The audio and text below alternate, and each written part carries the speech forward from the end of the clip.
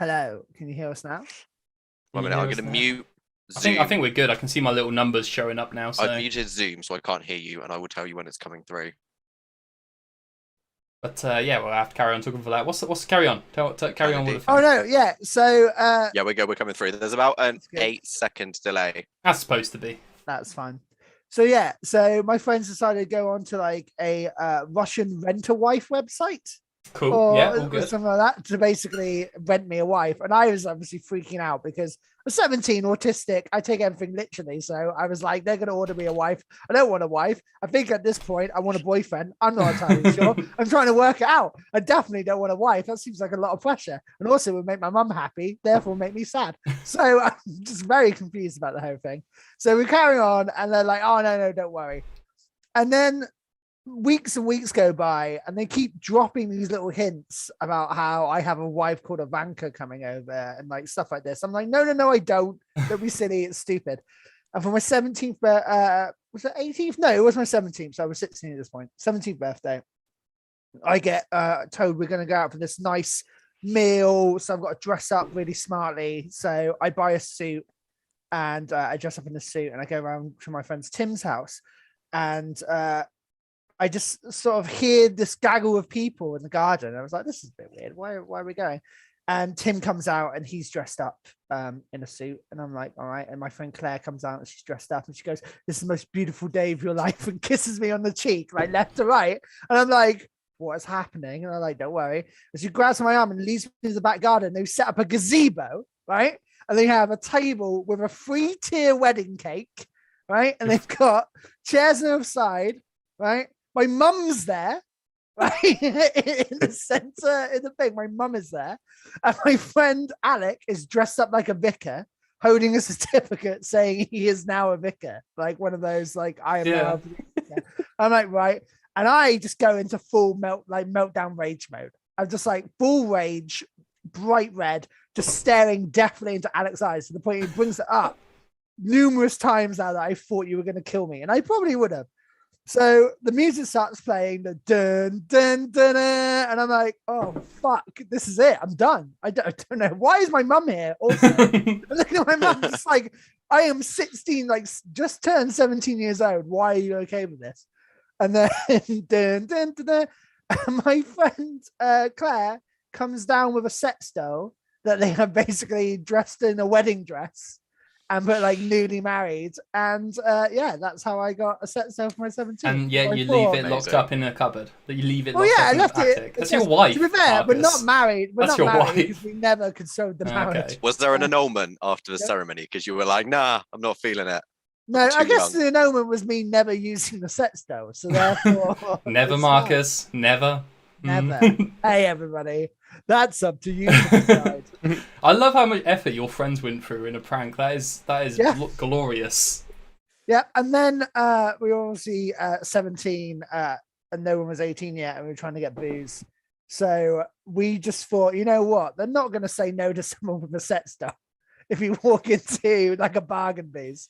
So I walked in, and it worked. Don't use that though, kids out there. Don't use that strategy because it'll be very different now. But yeah. Oh, well done. So welcome to the Untitled Gaming Podcast. What a cold open. One of our live episodes to celebrate the Robot Republic's turning 1 year old on the 21st of April the other day, but today is the party. Happy birthday. And here with me as always, and well, I say always, it's been like over a month since we've last really been in the same room doing this. It is Marcus. Hello everybody, it's me. No Sex doll enthusiast. Sex doll enthusiast, Marcus Gill. And of course we have our video guy who's always on videos doing various interviews with gaming people. Riku, hello.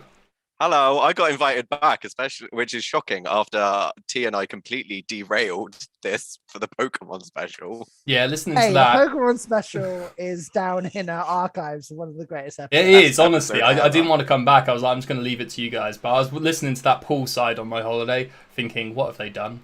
What have they done to my perfectly professional show, talking about which Pokemon they're going to fuck? But it's fine. Smash or pass, thank yeah, you. sorry. It's smash or pass. Yeah, And well, it gave us a new piece of video content, which T and I are in the process of working on. yeah, at the well, moment, that's why I've so- segregated you to your own republic, so you can smash all the Pokemon you want without destroying our professional integrity. You say this, right? You were the one that was creating those dreadful memes during my Pokemon stream on Thursday. Fantastic I saw memes. them a champ with the freaking casting couch.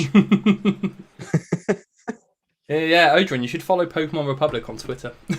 And Yeah. that brings us on to Odrin, all the way here from the Gaming Sandbox, and various very professional video game stuff. Yeah, I wouldn't go that far now, but I mean, I suppose the bar has been set relatively low from the last few discussions, in fairness. So it reminds me, actually, do you remember Polygon did a piece a while back being like the top, like, here's a list of all the Halo enemies in order of like which one you'd want to kiss? Right. Yes. Yeah, Okay. I think, so I think you're onto something there with the Pokemon stuff. Yeah, there's so a lot of people. keep There's a going. lot of don't go stealing our ideas here, because there seems to be a lot of people out there wanting to have sex with Pokemon, and we just want to cater to that audience. Yeah. T and I are going to Yeah. have very deep, meaningful, and Deep, important conversations important about word, how and why And we where? would either smash or pass a Pokemon. Where and you would how put and it. where. Like, And where's where the- exactly. Definitely a niche Ingress. market, yeah. Here at Robo Republic, we respect people's right to fuck Pokemon, and that's important. Happy birthday. We do. Happy birthday. So there's not a huge amount of gaming news. We are going to try and keep it like vaguely like the usual show, bit of gaming news, and then probably just descend into talking about what I mentioned in Discord earlier. So gaming news. Just wanted to get your takes on the fact that Sony and Microsoft are both proposing to put adverts in video games. Go on. It's been a lot. It's been a long time coming. Let's be serious now. As you know, kind of money for advertising rights has kind of gone up and stuff. I'm actually shocked it's taken them this long. I expected it to be announced at the start of the current generation of consoles. It's like, oh, here's your PS5 and your Xbox Series whatevers, and with them we're going to do ads in games. So if you buy a 60 quid game, you'll have ads in it. But then if you buy the deluxe I edition, don't. will you then not have the ads? It in seems If you like- buy- I the believe deluxe edition? Microsoft one at least announced it's going to be the free-to-play games. It's the same with Sony as well. Have they said that specifically now? Because if Yeah, before well- it came out, it was just saying it Well- probably would be, but especially where they're working on live services now. Well, the Verge article I'm reading here says that the ads will appear, and are Using meant the to give game Verge. developers a way to monetize their work and encourage them to continue building free-to-play games. So I don't imagine That's it's in. fine. I think there's a split on what people think it is, though. Because I imagine, and I think I'm right, in that like there'll be billboards in some games and they'll have an advert and they'll be able to kind of swap it out for whoever's paying them at the time to show a Yeah. different thing. Whereas some people think it will be like, okay, so if you load up your game, you have to watch an advert before it lets you play it, much like mobile games or that kind of thing. So if it is that second one where you're playing the game, say, and then it just pauses and is like, hey, yo, check out Surfshark VPN, and then goes back to letting you play, that's kind of bullshit. But yeah, I don't even I think can't free to play- imagine. I No. can't imagine it would be like that, because a lot of free-to-play games tend to be online anyway. And if you're, for example, playing a shooter game and you're, halfway through a kill streak, and then all of a sudden you get a 10-second ad, you're going to get absolutely fucking I wrecked, love which to be fair. Which, to be fair, That someone would who be shit really at those funny. games would be It's really a funny. dystopian horror land that we are in. Yeah. Because it's no longer dystopian future. We're in a dystopian. Yeah, it's now. I mean, this is how It's we get to the now. purge. This is how we get to the purge. Is But I mean, putting yeah. ads when you get a kill. You've got like a 5-person kill streak, and then it's just Yeah. like bam, 10-second ad.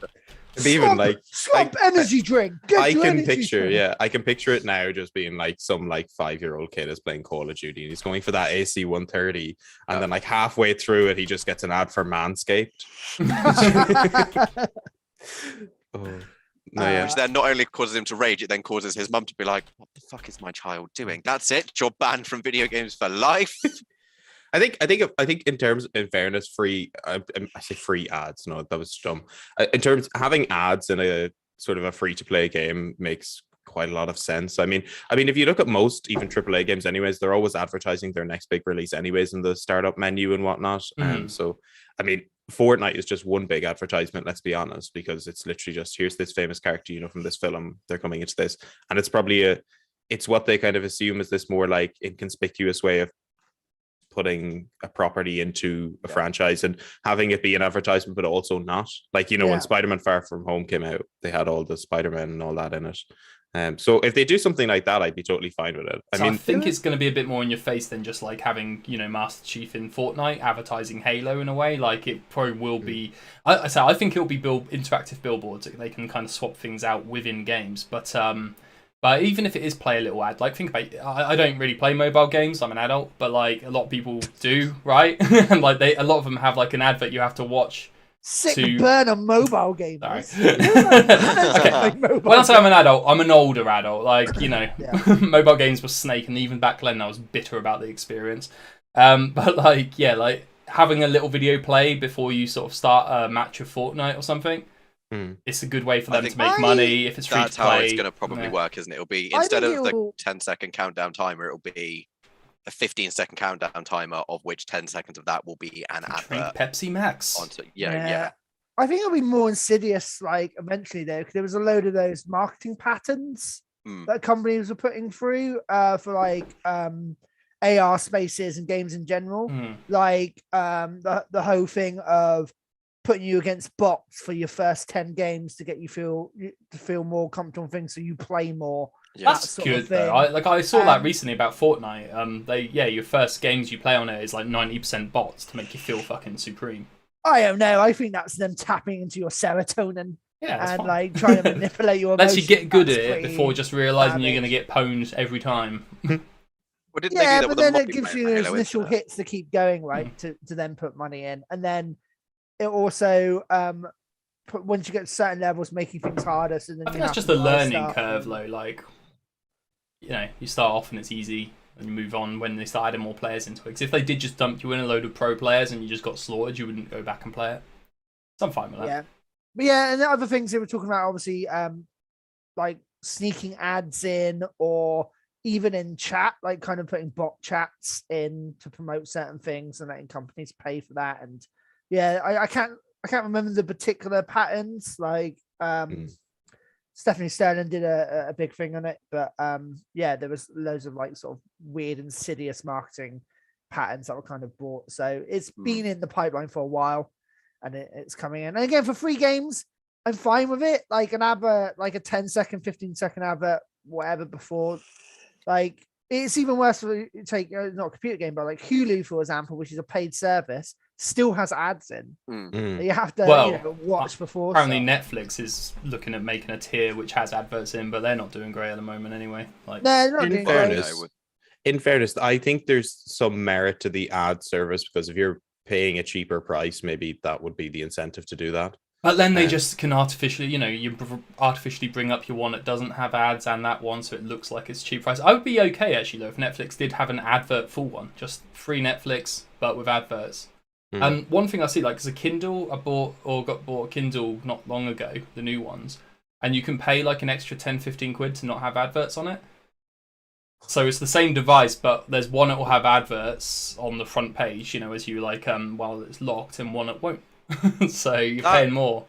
I've always found that ridiculous, because let's be serious now. You buy a Kindle for ease of reading, right? Let's be serious. No one buys a Kindle thinking, oh, I want to watch things on it. People buy a Kindle because they're like, I'm going on holiday and I am one of those people who will sit by the pool and read 2 or 3 books. So to save space in my suitcase, I'm going to buy a Kindle instead of carrying 3, chunky books with me, right? So the fact that Amazon are like, oh, we're going to put adverts on a fucking e-reader has always rubbed me up the wrong way. I'm like, just what is the point? If you read Ready Player One, it's kind of an immersive experience then, isn't it, really?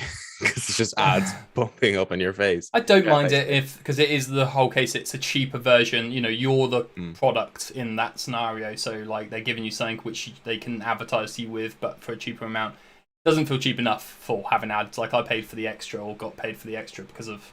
I don't want it. And also Bandit, yes, saying in the chat here, show my age, saying pwned after the year 2009. Yeah, and what?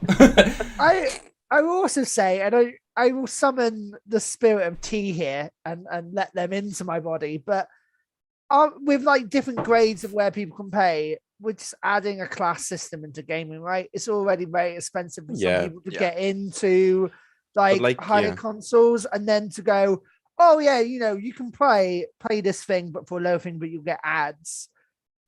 I don't know. Like, you could just make it easier for people to access anyway. I know we're in a capitalist system, but geez. Yeah, I mean, we're also playing a game on a corporation-built machine in a capitalist site. So, I mean, at the end of the day, it's all about profits. So, I mean, of course. I think from a free-to-play perspective, it makes sense for ads because, it kind of, you look at these free-to-play games, you look at Fortnite and stuff, and they make most of their money through random loot boxes and all that sort of shit, right? But also, you bring in advertising, right? They're not letting them do that for free. Like, Disney is obviously paying them money.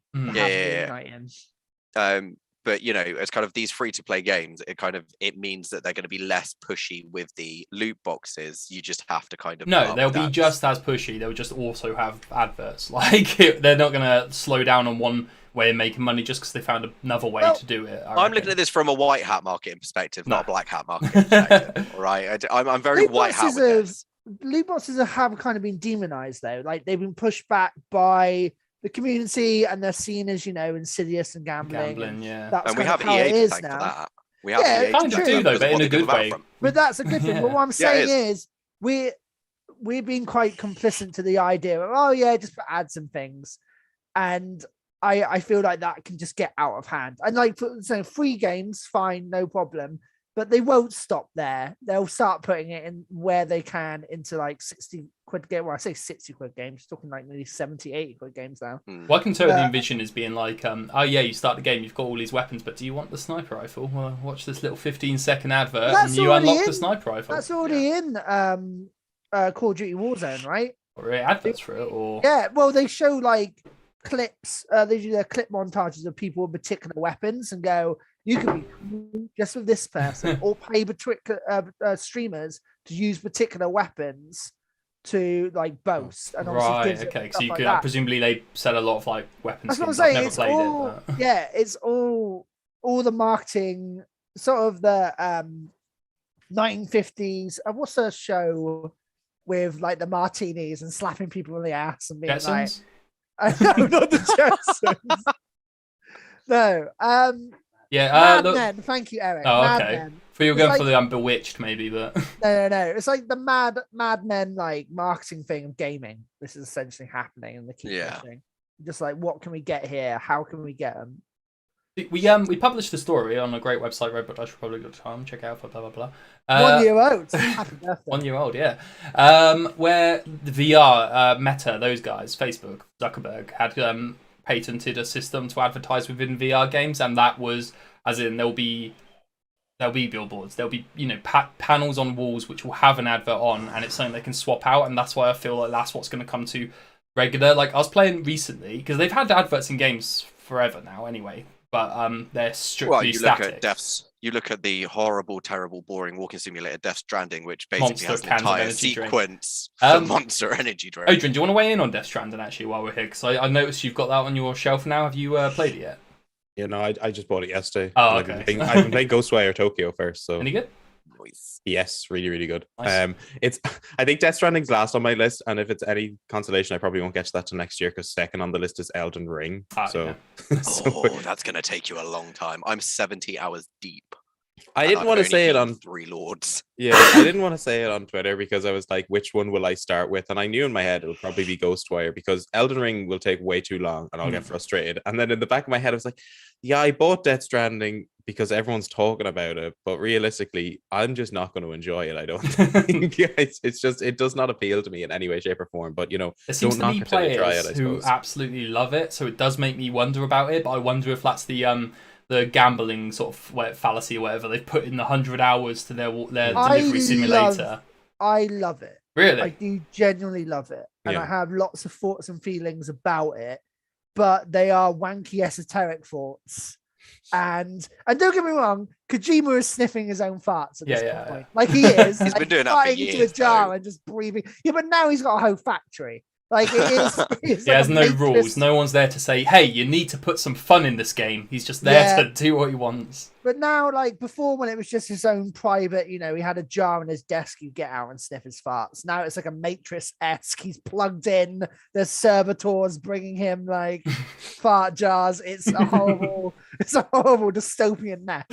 But He just needs to team up with Quentin Tarantino, go and make some wanky fucking film, and get it out of his system, and then get back to making good video games like Silent. He's not David Cage, right? He's not. Not yet. Cage. He's not there. Not yet. I think, yeah, it's a strange one because Kojima clearly wants to make movies over games. Like whenever I see him in interviews, I'm just like, just go and make one. I mean, I love Kojima, but honestly, in terms of the tiers of, I suppose, entertainment, like he would be considered maybe a C tier director, which I just think, well, I suppose it's not fair to kind of broaden an industry into like everything in entertainment, but at the same time I'm just like, Kojima's stuff is very hit or miss for me. I mean, I very rarely pick up a Kojima game and enjoy it. I've never played Silent Hill, so maybe that's my problem, but I mean, I'm interested to see what Death Stranding's like. The only thing that puts me off those sort of games is that it's such a heavy reliance on you wanting to be fully immersed in doing everything in that game. Whereas like something like Ghostwire Tokyo, I feel like I can pick up. It knows it's a game, but it's still trying to immerse me in a world, which is the other thing. Whereas like a Kojima or even Red Dead Redemption 2 to a certain extent as well is always like, oh, you can travel on your horse all the way to this area. And I'm like, that's a really cool novelty the first or second time I do it. But when you're at end game and you want to just finish off a mission, I can find myself waning and wanting to jump onto something else. So that's my preliminary review of a game I've never played. So no, I'm a big fan of Kojima. Like, I don't think I like or have played many of any of his games, but I love the balls of that man. Yeah. Just to be able to release what he wants to make. You know, he's not that worried if you think it's good or not. One of my favorite E3 moments was Kojima coming down the stairs of light. And also him not caring and being ahead of the lights, and the lighting guy trying to track him because he kept going up then going back, and like, you know full well that in rehearsals he would have worked with the lighting guy and been like, oh yes, no, and I'm going to walk at this pace, and then when he was Jared, it's just like, I'm gonna fuck with you now, bitch. No, I like to think he actually went into the lighting booth and went, no, this won't do, and like took out buttons and put in one of those blow microphones. Yeah. So he had to like blow into it. Or like, he also one of the little balls you have to breathe into they use in hospitals to make sure that you're being able to breathe about it. It's like the lighting guys there, like, you know, properly like suffocating. I've hidden a riddle to my mum's middle name. You must speak that twice. We may never get a nice moment like that again though, because it looks like E3's on the rocks, really, doesn't it? It's fine, we're replacing it. R2's coming out later on this year. That's the Robot Republic. We're doing our own E3. So I've not been able to get hold of Kojima to find out what he's working on yet, or many of the other major publishers. But hopefully any day now they'll get back to me. They'll get back to us. And they'll have some exclusives for us to drop. Now, right? It's a 1 year birthday. Exactly. We're in here for a whole year. Oh, that's too good. Right. I don't want E3 to die though. I don't. I love just having that event. I wanted to die purely because I've heard the majority of the behind the scenes stuff has been terrible with E3. Oh, okay. But I'd also like Jeff Keighley's Summer Game Fest to have a physical version and that take over its place, because I feel like Jeff Keighley is like the guy to go to for anything you want done in the games. Oh yeah, he's great. Giving his mates Game of the Year. What a lad. Yeah. But are we like honestly? What was Game of the Year for him? Was it Take Two? It Takes Two this year. Absolutely fantastic game. Marcus doesn't enjoy. But I'm quite happy. I still haven't played it, but I'm really happy that won, because I think it's a nice, because everyone was kind of. Do you remember there was the whole controversy a bit where, like, I say controversy. There was one person on Twitter that happened to blow up where they were like, "Oh, it's rigged. Ratchet and Clank is going to win."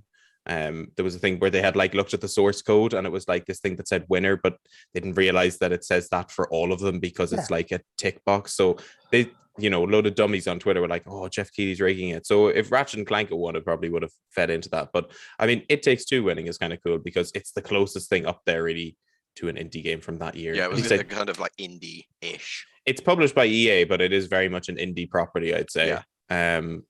So it was nice to see that. And I mean, the Game Awards are weird because, you know, like, let's be honest, they are the Oscars of the games industry. Like, if you want to get, I always prefer the BAFTA Game Awards because I always feel like they're so much more intimate. But I mean, you can't knock how sort of entertaining the Game Awards can be. I mean, I don't think we'll ever see Kojima go up and slap Keeley on the stage, but that would be quite funny. Just been watching Marcus's face while you were talking about it wouldn't be Jeff Keighley. It wouldn't be Jeff Keighley. He'd go up and he'd slap Miyazaki. Yeah. For making better games. Yeah. Can we just do a quick roundtable of why everyone loves It Takes Two so much? Like, because I feel Emperor's Clothes. No. So I played it. I've not actually completed it. I've been meaning to go back. I've been playing it with down there Riku, and there's just every stage is a new kind of game concept, and I love that. And then there's bits like when you're on the plane flying out and it turns into a Mortal Kombat game. Like, you're both having fun. Like, I look forward to playing it and then switching characters and playing it through again because of both characters have a different role in it, and it's just charming and unique. And like, I said quick. Yeah, the Come on. gameplay. The gameplay is really, really good, and they've brought in lots. You can tell that there's just like, we're just gonna have like a Mortal Kombat sequence. We're gonna have a horrible murder sequence, which was the most traumatizing thing I've ever had to do in a video game ever.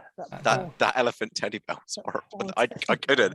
Callie and I were playing it, and I was just like, "This is horrible. I don't like this. Make it stop." My only one criticism really with it, and it's a bit I know about but haven't got to, is the end. I'm pretty sure the parents like get back together. And I think that's a bad message, really. Like, it would be nicer if it was just they still hate each other, but they've got a kid. So exactly. Rather than them, coming to terms with the breakup or whatever, it would be. I don't know. That would be my preference anyway. But gameplay-wise, fantastic. It's a game that you play for gameplay. It's not a game you play for story. No. The mod is great. Story's good as well. It's a story game. But no, story is good as well. Like, it is genuinely good. It's just I think that ending's a bad ending. The story is horrendous. Wait, are there people going around describing it as a story game? All I've heard from people is, it's a great couch co-op game. Yeah. I've never heard anyone be like, narrative of the year. You have to play It Takes Two. I mean the developers, like the game itself, like is sort of put it forward as like this immersive story and brings you through, and it fails on that. And if that's what you're trying to achieve, it won. Get over it. It's just it's also a good game. I want to point out the old John Carmack quote when he was working on Doom, which is story in a game is like story in a porno. It's expected to be there, but it's not important. And I feel like in It Takes Two case, that is very true. Yeah. Absolutely. And here I was watching porn for the story. No. Me too. I'm just really upset the pizza delivery guy never got a tip. I was going to say that I want to know what's in the package. When the delivery guy rocks up, I want to know what's in the box he's carrying. And they never. It's usually his penis, isn't it? I think it's miraculous because whenever he turns up, it's always. It's always shaking and stuff. Hey, I want to just quickly shout out, like Bandit mentions when we're talking about adverts being in VR games and such. That's our good colleague T has wrote a book about kind of that very same thing. So yeah, just want to shout out to a book available now on Amazon and other places. I imagine Your Memories May Contain Sponsored Content, which has an awesome bright coloured front cover of someone wearing a VR headset with their mind basically exploding, and you should go download it now. Yeah, I finished it. It's great. I haven't finished it. I'm not gonna lie. I read quite a lot of it, but yeah, it is good. Like, and it is it's when I started reading, I was like, is this really a thing? Like, it tricked me into it, and then I was like, oh wait, no, because then it went on to something a bit too extreme. Like, but it sounds like cool. I'd sign up to that headset because I am a capitalist chump. If you are interested in the book, I am dropping a link in the chat now. Hey, Eva's in the chat. Oh, and no, Eva is real thirsty round here. Yeah. I love that. I am awake, I'm here, and the first thing I hear is, here I was watching porn for the story. If anything sums up any form of streamy content we do on this channel. We are being horny on main right now. I'm very happy that that's your first impression of me as well. Yeah, the professional sister site, as I like to think of it, is that is Gaming Sandbox. While we're on the subject of news, there was something else that I did see this week. Despite many, and let's be serious, it's not an unknown thing that I am a huge Square Enix fanboy, but the president of Square Enix is still saying that the blockchain and NFTs will very much be a part of gaming in the future. He's not dropping this, and we're all sitting here going, well, let's be serious now. We beat Team 17 with NFTs, and we basically got her to back down on them. And we've got lots of like, as a kind of community, gamers have kind of pushed back against a lot of AAA, and yet Square Enix's president is still just like, still gonna do them. They're gonna be a big part of it, and we're all just like, no, we ain't buying your shit. I'm enjoying. I've seen a few like tweets from people who have bought NFT, just the images or whatever, for like a couple of million, and have had to sell them at a massive loss because no one gives a shit anymore. Yeah. What was the guy who bought Jack Dorsey's first tweet, bought it for 2.9 million, and then he made a loss of 2.9 million. 2.9 million. Yep. Good is what I say. Though admittedly, our particular Robot Republic NFT, which I've not minted or anything, so anyone's welcome to have a copy, but it's just a monkey with some Robot the Republic whole sticks phrase on its "I've eyes. not minted" it just sounds so slimy as well. So Like I hate it. disgusting. It's like proper only fools and horses stuff, innit? It's the Remember sort when- of shit you'd yeah. expect Del Boy to fucking say. I remember during the height of when like a load of companies were starting to like advertise. I think Atari had an NFT at some point. Like I can't- Castlevania. Because I remember I Yeah. just remember getting something in my press inbox about Atari having an NFT, and I was just like, I'm not covering this. But there was it Wired Productions had like a thing being like, oh, we're happy to announce NFTs, and it just led to this page on the website saying no fucking thanks with a big middle finger, and then they had like a load of downloadable JPEGs, and I was just like, this is the best way to handle it for any company. I like Wired. They're them, Devolver, and a few others are some of the top guys on this. Yeah. Right. There were the guys that bought was it Rasimov's copy script of Dune. They bought it as like an NFT, and they thought they owned the rights to Dune. Yeah. They bought it, and they're like, "Oh yeah, we don't- own the rights to Dune now. We're gonna make this movie." And it's like, no, you don't. Was it, This wait, works. was it an NFT or was it just they bought a book of Dune? No, What no, was no. It was a NFT. They bought the book, but also an NFT version of it. I believe. Like Yeah. a minted PDF of Dune, Yeah. the book. They should have just spent all that money getting a degree in copyright law. To be honest, like it just Yeah, it would have would've been, been better. it would have been cheaper. As well. Sick burn. Get good in copyright law. I have Yes. no idea what's going on in chat, but there's talking of like mutual exclusivity and such. So, Bandit. I mentioned in the thing. He's just mentioned that Predator's now part of Marvel. What are you talking about, Bandit? What's Is it- part Hit of me up in the Marvel? chat. Predator.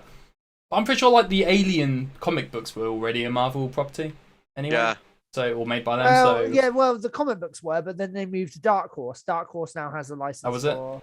Yeah, Dark Horse has a license for Alien because they did the Prometheus stuff. Yeah, I don't know if he and- means they're going to be in the Marvel Cinematic Universe or not. But I mean, let's be serious now. That would be very enjoyable. You know, they just scrapped the entirety of phase whatever fucking 1000 we're on now with the MCU, and they just decide to say we're going to put Spider-Man versus a Predator, and we'll see who wins. I'd have every one of their superheroes have their own dedicated film against Predator. It's a This shame isn't new because though. Like yeah. the comics have been doing this for Yeah. ages. So like Batman versus Predator is amazing. yeah, I was gonna say that would have been a much better property use. I think. Could you imagine if the second Batman film was him fighting Predator after the sort of grounded take they did for the first one? That'd be That'd be amazing. crazy.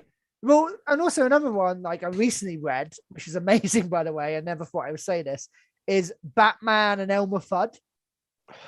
So Batman and Elmer Fudd, and like Elmer Fudd is drawn in like this kind of noir 1950s. Like Elmer Fudd is drawn like a person, Bugs Bunny in it as well, and it's kind of this femme fatale story about Elmer Fudd's wife. What's That Bugs look basically, like, like, in this? It's incredible. It's really I'm gonna say this with a straight face now. I know I'm the jokey one, but go out and read Batman and Elmer Fudd. It's real good. In terms real of good. crossover suggestions, whoever led that meeting and Well, got it's that Warner done, Brothers. It's Warner Brothers. They own both. yeah, properties, but don't they? So- still. How about we Right. mix the Batman universe with the Looney Tunes universe? Is it Looney Tunes with them? Yeah. There's also the Batman Teenage Mutant Ninja Turtles comics as well, which isn't is there? really good. They're really Which is where the good. meme of like, oh, my parents died, and he's like, then it's got the Cowabunga dude, like with your man behind. I got a situation when Eric thought that was a real panel, and I had to tell him, it's like, no, that didn't happen. He was like, yes, it did. It's a real panel. I was like, no, that conversation happened, but he doesn't say Cowabunga, dude. The point where I had to, like, get the comic out and go, look. It Yeah, doesn't say speaking that. of misquoted like comic book quotes, with obviously Moon Knight out at the moment. Mm. I was really disappointed to find out that the throwing random shit go Oh, isn't did a you real not? panel. I was so sad. I was like, why? I could have, if they could have not made the show, and I would have been content with that comic panel. That's be honest. amazing. So yeah, that's originally done by, I got to shout him out, Moon Knight Core, who's been doing it for years and years and years. And he originally did the memes of Dracula, where's my fucking money, and random bullshit go and all that. And him ringing up the Avengers going, oi, where's Dracula? And he's like, Dracula's not a part of the Avengers. I don't know, nerds. And it's like going out. But yeah, Moon Knight Core was the guy. And it's very funny because there was loads of like Reddit. There was people on Reddit and a couple like BuzzFeed articles. It's like the most craziest Moon Knight comics that will never be in the show. It's like, they're not real comics. Well, so they won't be in the show then. So they're technically true. Technically true. It's correct. I would love if they did like a call to that. If it was just he did the random shit go, because I could definitely imagine this the Steven version of Moon Knight doing that. This is true. Yeah. I don't want to spoil it for people, but Moon Knight, holy shit! As a big Moon Knight fan, as a big Mark Spector fanboy, it's amazing. I've only seen the first one, but I really loved it. I've seen episode looking 1. forward to catching And up it was on quite that. good. I think like if the you're Egyptian vibe. if you've seen Buffy the Vampire Slayer, I think you might enjoy Moon Knight a little bit. I think there's some crossover element there. Okay. I got that for like the first episode with the kind of like where they're kind of like you've got this like sub horror like undertones at times with it, Yeah. which are quite like. Also, to be fair, I kind of was just like, there's so much random like ancient Egypt bullshit, and I am a proper nerd for ancient Egypt stuff. I grew up Yeah, the watching the Avatar Brendan stuff is Fraser really mummy cool. films, and I was like, they terrified me, but I loved them. I love how Marvel's like new properties are literally just like, remember those gods people worshipped? Well, they were just big aliens that everyone they're actually real, but they're not gods. Which, to be fair, they've just ripped off of Star Trek. Not Star Trek, Stargate. Stargate. Right, want to bring us back onto some gaming related things. I mentioned a topic in the Discord this morning. I don't know if anyone's kind of had a quick moment to think about what their choice would be, but I want to talk about a gaming property that has been discontinued that you would love to see totally rebooted. Has anyone got one they want to go I with? got a couple. So I've got a couple. Gex the Gecko. I remember Gex. Bring That's being Gex redone. back. Is it being redone? No, it's not. I've not heard No, anything it's about that. not. Vaguely remember something a while back about Gex being redone. Yeah, I'm gonna there was find it out. a additional Gex game. I think it was about his son. Like it was a more cartoony, kiddish one, which is already it was a cartoony, kiddish game, but. That got leaked. Like it was a thing that had been made and just didn't get released, and then has been released. But it's from the olden times. It's not like a It was new just a property. remaster. Yeah, it was. Not a even remaster. remaster. Right It was like now. a not known. It was an unreleased project that just didn't go anywhere.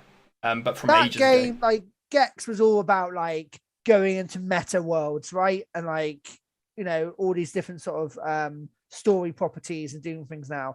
We've moved on with stories now. We've got so much stuff that Gex can mess around with and go into TVs. You can go into the internet.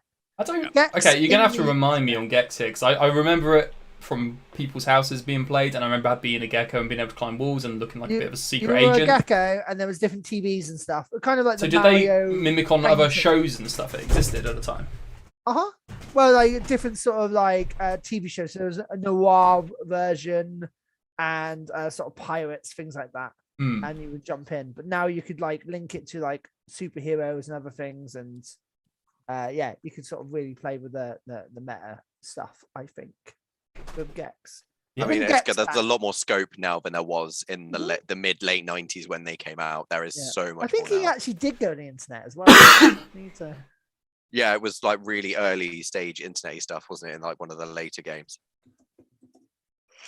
I remember seeing that there was a Twitter channel just called like Gex or something Gex, and it would basically just be replying to all kinds of things saying, bring back Gex.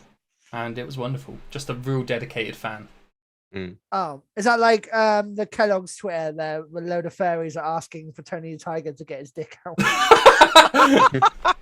Pretty much. There's all the Scalies doing To the it now. point where like Kellogg started banning people, and then As they should.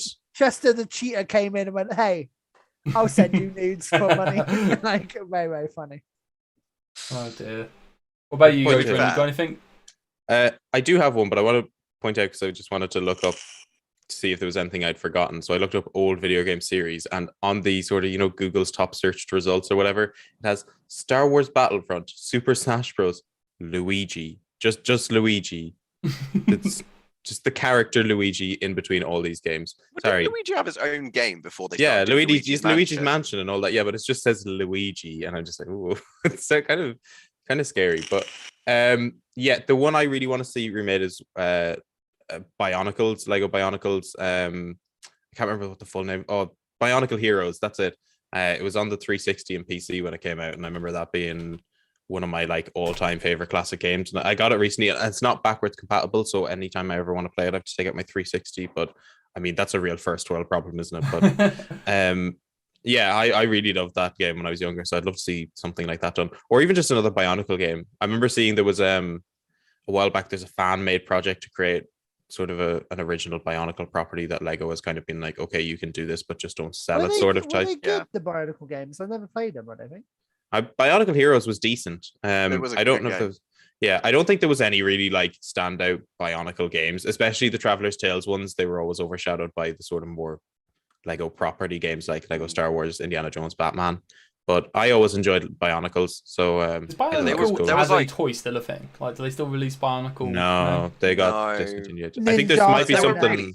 Yeah. They were really interesting as like a toy and stuff because they had like because I remember when I had them as a kid, you had like there was like a DVD or a VHS or something that came that you could get that kind of told like the story of the Bionicles and the like the whole kind of Yeah. like lore. Well, and it shit. It was gave like you a whole filming. thing.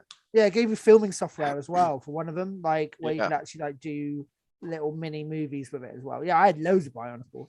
That's right. Bionicle really was the Call of Duty of Lego because it just came out annually. It really reflected the time. Like, I don't know if anyone remembers the Paraka. Like, Yes. I mean, they're a bit dodgy now, to be honest. But I mean, at the time, they were very much like mid to late early 2000s, like rap culture, like all this sort of stuff. I was just, and if you look back at it now, like they just scream emo edgelord stuff. Like, Oh, absolutely. I mean, I loved them at the time, and they were amazing. And then the comics and books were kind of, I don't want to say dark, but they were darker than obviously the TV advertisements they were doing for They them. weren't just they weren't your obvious. kind of standard for kids comic books. They kind of had a bit of an edge to them. But then Yeah. I mean- thought they were really cool as well because it was like they always had like high contrasting colors. You'd have like a red and it would be like one of them was like red and green, Yeah. and it was like Plus, black and well, yellow. the It was combo like- Bionicles, right? The ones where you could like put 4 Bionicles Oh. together to make a bigger Bionicle. Yeah. That was it, wasn't it? If you got all 6 of them, I remember like the first generation I had all 6 of them, and each one of them had like a section of how you construct them into the parts that would make the really big one. The big Mm. one. The And I big was like, buff I was a boy. huge Power Rangers fan as a child. I was like, oh my god, it's like Megamorph. Lego Thunder Megazord. The other thing was as well, I remember, I mean, the most like notable Bionicle, I think, is the I can't remember the name of it exactly, but it's a morph of like the 2 big ones from the Paraka era and the like sort of the thing that Vizok rides, the kind of spider dragon thing that then Yeah. turns into a huge dragon. And I remember that just being like, I wanted that so badly when I was younger. Essentially, though, if Yeah. we want to bring back the Bionicle game, Bionicle itself probably has to come back, right? Otherwise, it's not being based on anything. So really, we need to Yeah. get a petition to Lego to. I mean, Yeah. now you're talking about the Mega Morphin and being all edgelord and stuff. I kind of want to get into it. I just wonder if it's too late.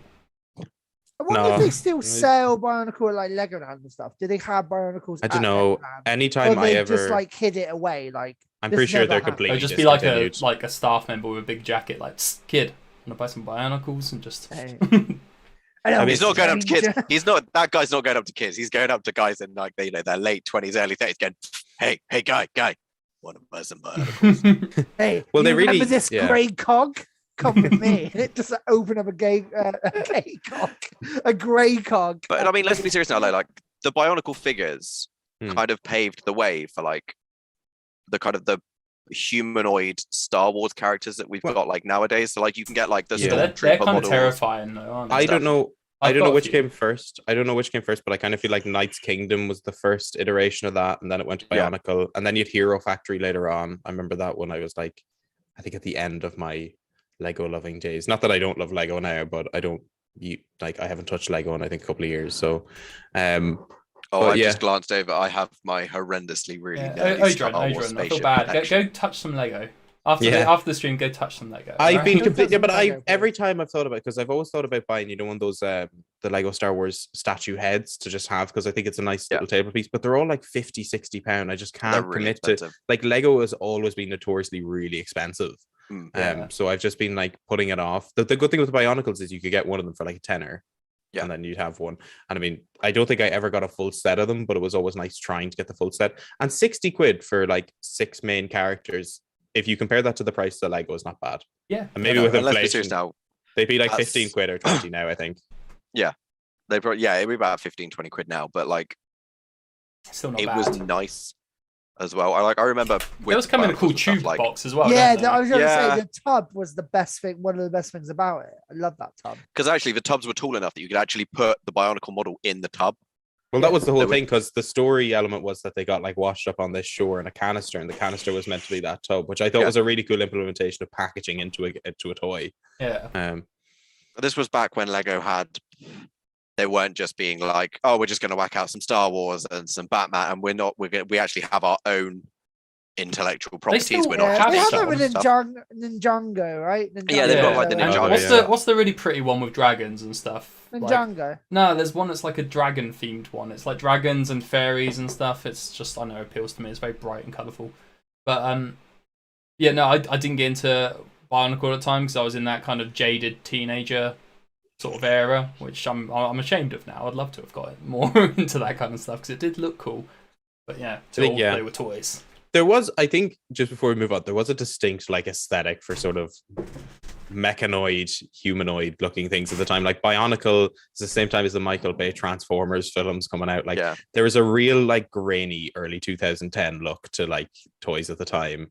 So I think it would be worth reading a study on something about like how that sort of stuff progressed over time. Because Hero Factory then went for this huge, much more vibrant, colorful, cartoony style, which I mean, I again never got into, so I can't speak volumes on. But I remember the Bionicle stuff like being really creepy, especially the ones when they had the underwater stuff. And I remember not like, because I'm not a huge fan of underwater things. I don't like heights or underwater. I just like to be on land, living my life. But the underwater stuff was always creepy because it's like, here's these like evil monsters that are like literally, the Matoran, which were, let's be honest, children. At least they look like children. And they were just like dragging them to the depths of the ocean. It's like, this is like some Cthulhu shit. Like, what's going on? It is.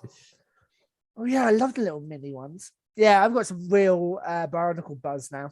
Yeah, I'm gonna go and open eBay in We the short appreciate break we have between this and The the Open stock Asylum of, thing. the And stock Should we of- like, start how a much is it? Bionicle club? We should. We Mobile should, Republic and Sandbox crossover and the Bionicle. To be honest, Club. Bionicle God, suits we robots anyway. Like, it's basically one and the same.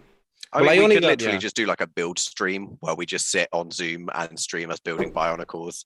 Well, I only kind of recently kind of became aware of it again because I was doing an interview with John Szymanski, who's doing MFN at the moment. And I was just, because he's got this amazing background of like a load of like Lego. He has like the TIE fighters and all that. And we started talking about Bionicles for like 5 seconds. And he's got this like plethora of just like old model Bionicles. Like, oh my God, you're making me so jealous. Like, it's just, but yeah, I love the fact as well, Callie said before this, let's try and move back onto games. And it was just a huge tangent. Lego's a When game. games Lego. There's a new thing is it's like with Lego and talking about Star Wars, they got a new Luke Skywalker's sand speeder, and like it keeps advertising it to me on HDS Twitter. one, yeah. Yeah, like like I kind of want it, but it's not even like it's a cool particular vehicle in Star Wars, is it? It's not got guns or anything. It's literally just his car.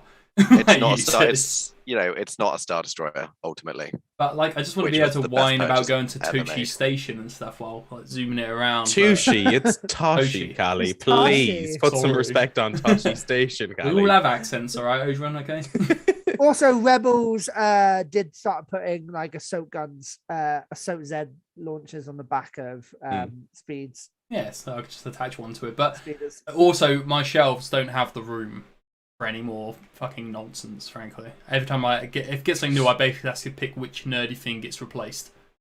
Not in this economy, unfortunately. No. No more big Lego sets. I'm actually just trying to find out what my Dragon Lego packs are called. But while talking about that, Riku, what about yourself? What you got? What would you love to see There are a remade? couple. Weirdly, one of them was brought up, I think, by Xander in the chat. 2 of them actually were brought up by Xander in the chat. I genuinely want, and I've mentioned this a couple of times before, but I want Square Enix to do a proper remake of the Legacy of Kain series. because Soul Reaver, Soul Reaver and the Legacy of baby. Kain games were just absolutely brilliant. Like they were like proper fucking vampire gothic horror. Talk about 90s edgelord. It was. Soul Reaver Legacy of Kain. You just Jeez. describing Riku when you say 90s edgelord. Yeah, I mean. basically. I never grew out of it, you know. And good. But like, I would genuinely like, because I did Nosgoth, which was set in the Legacy of Kain universe and whatnot, and it was okay-ish, but like a proper remaster of like the whole Legacy of Kain stuff would just be brilliant. Because, and I think like, you know, when you look at what's coming out, we've got Redfall coming out. You know, we've got a couple of new Vampire Masquerade games out. Square Enix should be looking at that being like, actually vampires are kind of drifting back into gaming slowly. So a Legacy of Kain, let's just announce we're going to do like a remake of the Legacy of Kain. Because like, you know, you think the Legacy of Kain games in a similar style to like the RE2 and 3 remakes would be just brilliant. Because like, I loved those games when I was a teen. I hated them as a child. As a child, they gave me nightmares. Like, I remember going to like my dad's friend had a PlayStation 1 and him and my dad were playing Soul Reaver and I watched it and it scared the shit out of me. And then I got a bit older and was like, oh my God, these games are so cool. I was just gonna insert a brief interlude. The reason why vampire games are becoming more prevalent is because of Vampire Masquerade. Like the license, basically they've been very what's the word? Like since the 90s, they've been very protective of their IP. Yeah. Lately, because of Vampire the Masquerade 5th edition that came out, the roleplay game, they've basically been giving their IP more to more game studios and trying to build up the sort of prominence they had in the 90s. Hence why we've got like Bloodline coming and a couple of the other Vampire the Masquerade stuff going on. Swan Song, I think, just started as well. Yeah, Swan Song. Is it just? What are you laughing at?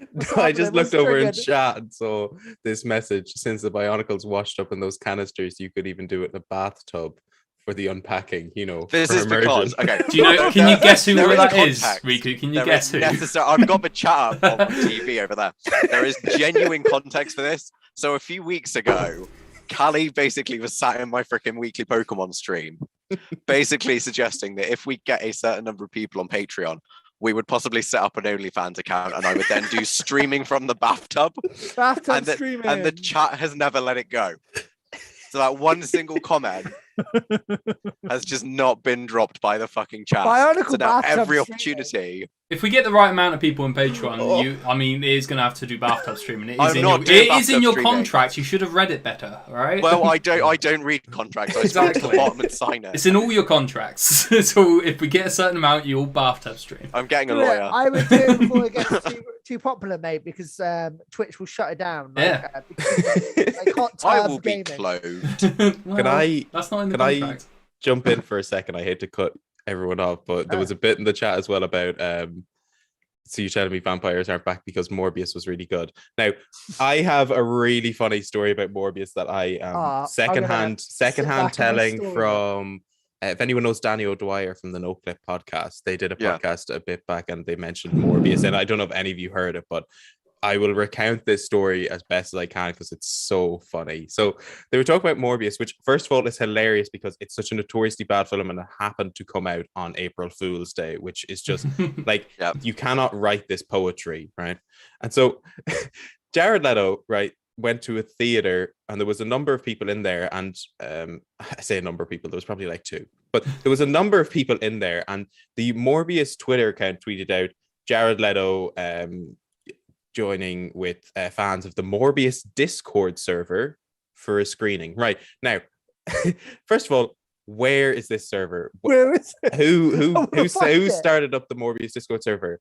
And we didn't have to wait long because the tweet right below it said, "Oh, join in on the Morbius fun here," or something along those lines. So it gave a link out to Twitter to join a Discord server of a notoriously shit movie with one of the most scummy actors in the industry at the moment. Oh my So, God.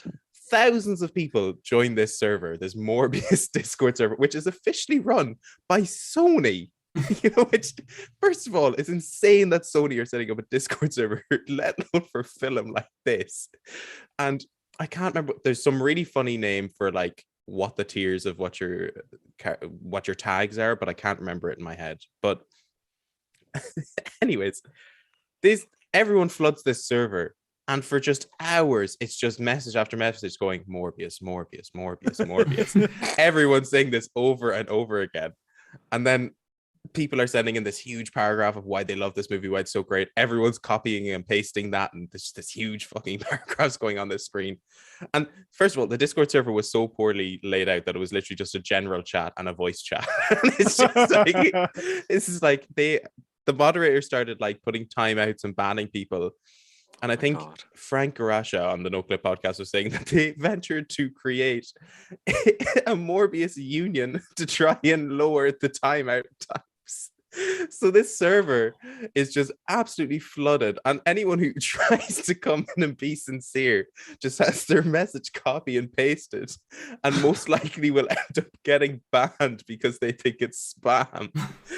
I'm sorry, I'm going completely off the rails here. This is amazing. This story is just so hilarious. Like, why, of all the movies, did Sony think it would be an idea to pilot a Discord server for fucking Morbius?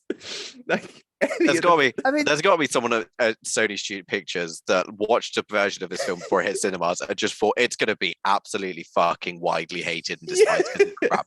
So I'm going to pitch this as a joke, and someone at the higher up levels thought that's a really good idea because this film's great, and they were like, no. When you said why did this happen, I would say it's because of weaponized autism. Pretty much is generally how that happens. I also think it's just like, I really want to see a Marvel universe, like, because obviously Sony have this notoriously shit Venom verse, which is literally just Venom, Morbius, and on occasion when they can get him off loan, Spider-Man. And it's just, I want to see this universe of all the terrible bombed Marvel movies. What's the one that the cutscene at the end of Morbius? I haven't seen it, but you can feel free to spoil it. I have no intention of watching Morbius. I'm going to spoil it, okay? And if anyone cares, I'm giving you a warning now, all right? Yeah. And now I'm going to go. So at the end of the movie, Vulture turns up. Right. Like, so basically Michael Keaton's Vulture turns up and goes, hey, I hear you hate Spider-Man, even though Spider-Man isn't in this universe, like, yet. No, he is now, though, because Sony have got the rights back for Spider-Man. I guess he has, but we haven't, like, seen him yet. So he's just like, I hear you hate Spider-Man. How about you come with me, kid? And then grabs Morbius and, like, chucks him through, like, the portal. It's bonkers. Yeah. Sony, please just get your shit together with this stuff, honestly. I don't get I feel so bad for Michael Keaton because he's a really good actor and he's just in this shit role. I didn't mind the Spider-Man, was it? No, Homecoming. Wasn't, no. Yeah, one of the homes. How is he not go home at this stage? But I didn't mind him in that film, but like you think of like Michael Keaton, like he's in like good movies like Birdman and Spotlight, and I'm just like, here he is playing this such a B-tech villain, and imagine having to put your acting credit on IMDb as being in Morbius. Like, I would end my career there. I would say, you know what, it doesn't get much better than this. Thing is, right, with I'm one of those that's pretty bored of Marvel movies in general. I like Thor, but it's mostly just to look at him really. But like, I would hope because they were a bit cookie cutter, and I was hoping the Sony ones would be something a bit different, and they are. But unfortunately, they didn't perfect being good at the same time. I see Bandit talking about we should put someone said all should be in the same universe, all the bad superhero movies. So you have like Elektra and Wonder Woman 1984. But you also said Spawn, Bandit, and that's where you lost me because Spawn's fucking great. So they're remaking that, aren't they, Marcus? I think you're muted. I demuted myself because Odrin cracked me with why is he not home yet? It was just such a mum comment of Spider-Man. She's like, why is he not home yet? Why is he still doesn't have a home? Why is he still away from home? Oh. This is what the fourth one's going to be called. It's going to be called The Search for Home. Those titles, though, so funny. Those titles kind of like show like a degree of like just pure like destruction of his mental well-being. Because like Homecoming's like, I'm on my way home. And it's just like midway through, so far from home. And it's like, no way home. It's just like, he's like, he has no idea where he's going. It's me if I went out and I just had it like, I don't know, woke up with amnesia. It's like, where do I live? You have a text message going, "Are you on your way home?" Yes, I'm on my way home. And then you're like, "Where is home?" "Oh, it's so far No, no, away." no. And then halfway No, you're no, like, no, "Oh, I've not- got no way back." No, not on your way home. You got text. Are you on your way home? Yes, I am homecoming. I am homecoming. "How far are you?" "I'm so far from home." The actual title of that, the original villain of Spider-Man Homecoming was meant to be a guy called Homecoming, but I think they had to cut it at the last minute for Vulture, and Michael Keaton was available, so they had to, I don't know, they had to do it around and make it an actual homecoming dance. So yeah, there is a cut out there, the homecoming cut. Wait, is that Lobby true? for They it. were actually originally. No, it's not No, true. it's not true, Why would there be Gary. a villain called Oh Homecoming? no, that's what I wanted. I was Why like, surely would it's it easier be? to change than. Shut up! I wasn't paying them attention. All right. You played that real straight though, dude. Yeah, That you was did. I thought brilliant. you were seriously telling me a fact about Homecoming. You looked deadpan. Why is he not home yet? Right. That's really tickled me. Any more fantasy? I got one. 40 Winks. That game. I was alluded to this. It's one of those things that was on Facebook, and like a trailer for 40 Winks came out, which is a game like in the early 2000s, and I had this nostalgic rush of like, holy shit, I remember this game. This is the best. So it's about a evil kind of scientist dude that essentially captures these things called winks, and they are like creatures that help you basically dream, and they get captured, and because of that, nightmares start things. So you basically have to go around and freeing these winks, kind of Banjo-Kazooie style, well, more Rayman style, right? I think I remember this game. Yeah, of like freeing the winks, but you can actually get different costumes. So you become like a knight, and you got like knight powers, and you become a ninja as well. And yeah, it was great. And I think that could, like, any sort of like meta stuff like we just have so many stories to draw from now, and other things like that. Yeah. And also bring back the platformer, like bring back the open world platformer. I know they tried to do it with not ukulele and bullshit, or whatever it was called. What was it called? Ukulele. Was it ukulele? Yeah, it was the Banjo-Kazooie ripoff. Yeah, it was the chameleon and the bat, right? Yeah. Yeah, like it was. They had dreadful. the Super Lucky's Tale, or more precisely, new Super Lucky's All right, Tale. of course you bring up the one with the fox in it, mate. Good game. But yeah, no, the new Super Lucky's Tale anyway, because there's like a previous one which had a different kind of camera system, and it wasn't as worked out, but it's a really, really good game and kind of went under radar. But that's a 3D platformer, and honestly, it's really good. Yeah, 3D platformers we had, like obviously Crash is back. Eric got Pyro's PS5, back. so we got a PS5 in the house. And I saw him Hey! playing. I know, and I saw him playing the Playbox, What? the game that's on. The Oh, PS5. Astros, whatever. Astro's yeah. Playroom, the one where Yeah. you're platforming Astro Playroom? inside the PlayStation 5's Yeah, hardware. that's some of the best platforming Oh, I've it's seen brilliant. in a really long time. Like, it was incredible. Bearing in mind, Sony had basically commissioned that to be like, this is how good our hardware is. It was Well, a obviously, yeah. damn good example of how good the hardware was. And also there are like all these amazing little cameos of like PlayStation Studios games in there as well, or PlayStation original stuff, PlayStation exclusives in there. So there's like a really cool little cameo in one of the areas where there's like a Bloodborne dude with like the saw cleaver flailing it around, and there's like Uncharted, and it's really cool. Did if we're talking about platformers, did anyone mention Kena there? Sorry. No, I've not played it. I haven't Yeah. played it. Played it, yeah. You haven't played Indie Game of the Year, Kena Bridge of Spirits? Question No, mark? it was too. I apologise. we do too AAA busy on Robot raging about Republic. it. Takes two, mate. I was Yeah. too busy thinking about Phil Spencer and playing Game Pass. I never got round to Kena. Sorry. If it's any consolation, I started it and have yet to finish. Is it good? It looks cute. Yeah, I love the it's little all- mucks or whatever they're called. Rocks. I think I'd describe it as a PlayStation 2 game with sort of PlayStation 5 era sort of graphics and movement, which I think that's a compliment in my eyes. But yeah. Mm. Hey, I just Well, want yeah, to 'cause- interrupt to go into the chat quickly to see they're talking about Spider-Man Home Alone, Mark Hogan, Spider-Man Homefront, where Korea invades New York, Spider-Man, That'd be great. yeah, Spider-Man Home Under the Hammer, just some of my favorites there. Spider-Man Home Invasion. Oh, that was such. means- You find it but at the that chat is- point. The You're chat's homecoming. forgetting. You're far from home. There's no way home. You eventually get home. Home invasion. Spider-Man! This is it. Spider-Man Home Depot. Yeah. Amazing. Just buying DIY supplies. I would watch everyone them. needs to remember though, if we're gonna do Spider-Man Home Invasion, we need to have Spider-Man getting the fuck home first. Yeah, we've got a That's while what to I'm go. saying. Yeah, Well, it's I would not say complete. you could do it as he's the antagonist. But what's that film? The one with the blind guy. I know what you're in on Oh, about. don't breathe. Don't breathe. Yeah, just do, but Awful. replace the people who break in with Spider-Man. Imagine him reaching for the gun and Spider-Man just absolutely webs him up. That film be over. Right. Anyway, sorry, you were saying Riku. I was. Who knows? Also, I just want to shout I was talking to about 40 winks. to Xander or Alex there for pointing out earlier it's Lego Elves, and I've just been on the Lego website and it's all retired products, so I can't get any of my pretty dragons and elves Lego anymore. It seems. I'm sorry, mate. Can you get a Lego fluffy animal though, Callie? But like fluffy isn't really Lego style, you know. There's nothing with fur or anything. I don't know why I'd want it either. I don't know why you think I would. So anyway, moving on to.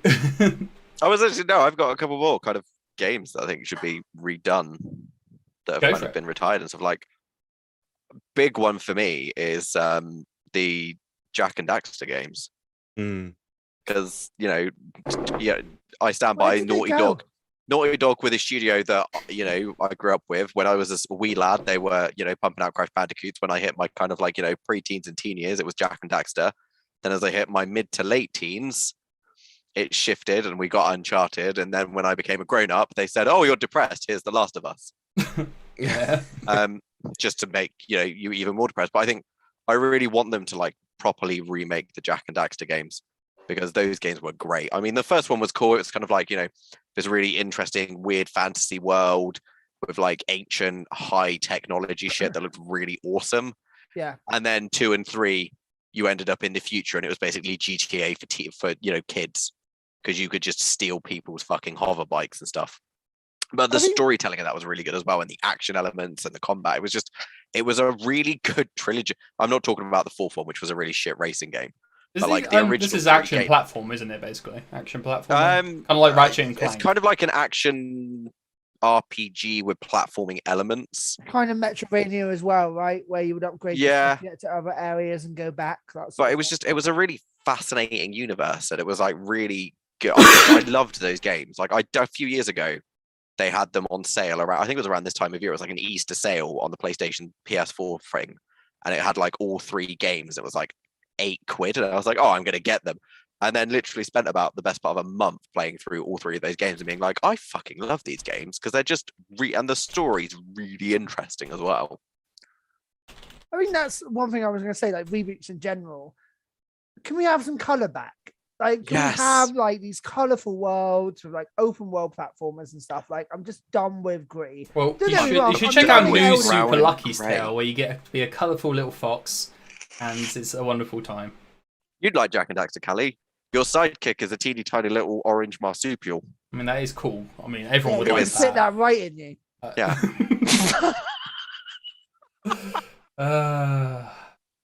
Okay.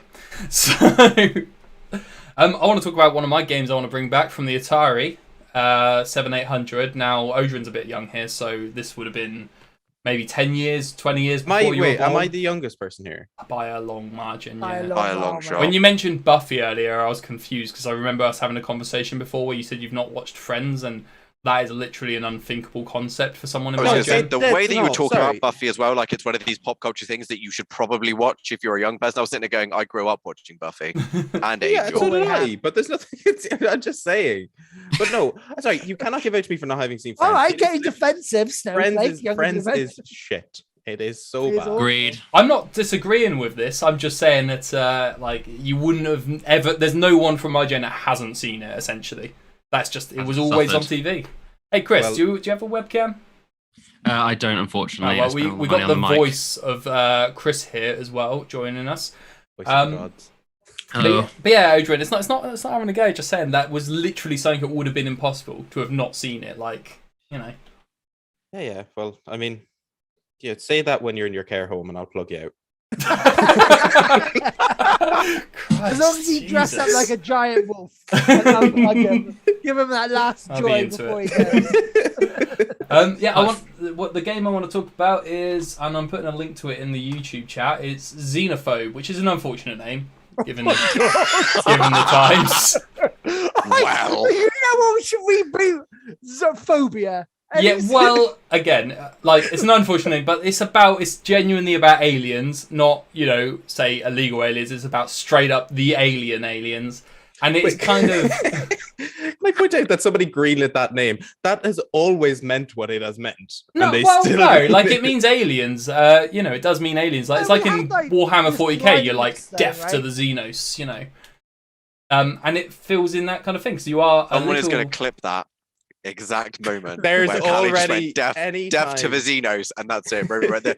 Happy 1 year birthday. We've now been We're shut out. down. Well, you should. There's about a million clips from whenever Callie and I played Aliens Fire Team. Oh, of him just deaf to saying, the "Need to kill Xenos." these Xenos" and stuff like that. when we There's probably played a folder of it, Sky, like, what's it called? Sky? No Man's Sky. You just went around killing the indigenous. I've been playing. alien life. I'm a big fan of. I'm a big fan of Warhammer and embodying the Imperium whilst playing games involving aliens. You don't need to be a fan of Warhammer. He's got a real bad Yeah, I problem. understand So that. let's not go too far into that, mate.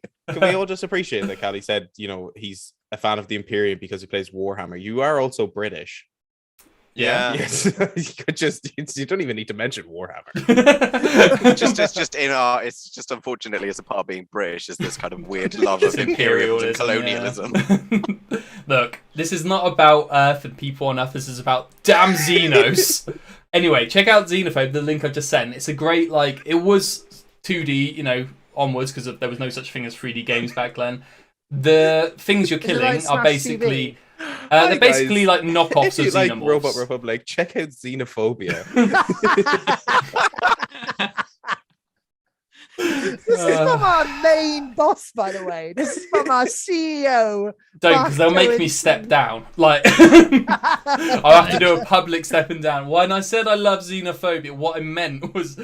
Yeah. Oh, God. This company has taken a big change since its name change. God. After his year birthday, we've gone real hard right. Can we just look at the game as it is? Okay, and see, you got the little crawling monsters, you got the big one that looks a lot more like the Xenomorph, and he comes rolling in, and your guns are like the lightning gun. There's like a puffer sort of gas gun thing, which is probably also so much, but it is a fantastic old co-op shooting aliens that are knockoffs of Xenomorph game, and it's fucking awesome. And we have Alien Fireteam, as you mentioned, but that is very specifically the Alien canon, whereas this is a set of monsters that are similar but not quite the same. And I feel like that IP is free to use at this point. It's been I think this game's just already play come the out. It's Anacrusis. called Just Prey, right? Oh yeah, or the Anacrusis. Yeah. The Anacrusis is just just random aliens, isn't it? Yeah, but they just look like shapes. They're not like... No, they've got the sort of the... Why do you want them to look a alien run. particular way while you shoot them, Callie? Jesus. You could look like my childhood bully, please. Green and looking like clams when they're young, and looking like weird. Look at the damn video. To be fair, Just play Subnautica. I've watched some gameplay of it, and it's one of those games that actually, if you were to do it now, it would probably be very It looks like Alien it's like a Isolation. survival horror. It would be between Alien Isolation and Dead Space. Yeah. Because Chris is right. it's got the actiony elements of What it. did you say, and stuff. Chris?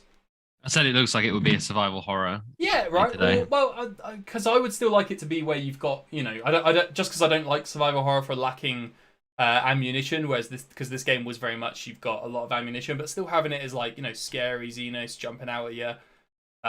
Again, I use the word Xenos to mean intergalactic aliens. Jesus. Does that, speaking of games, this is the only way it's used, right? No one calls anyone else Xenos. They're just aliens, right? Right? The gameplay I'm looking at is very much reminding me of a game I used to love when I was younger. Does anyone remember Impossible Mission? Yes. Yeah. It's like the stay a while, stay forever. Yeah. Oh, that was class. I didn't even have it on a actual console. I had, you could buy the plug-in controllers to TVs and play. What was it called? I had Impossible Mission. I think it got re-released on Steam at some point, but a lot of people don't like it. So, it's only 70 cents. I'll probably buy it. Yeah.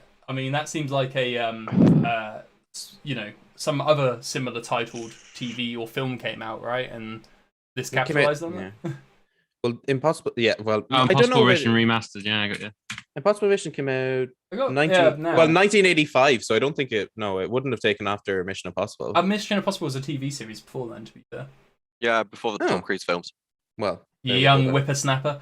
But yeah, it looks.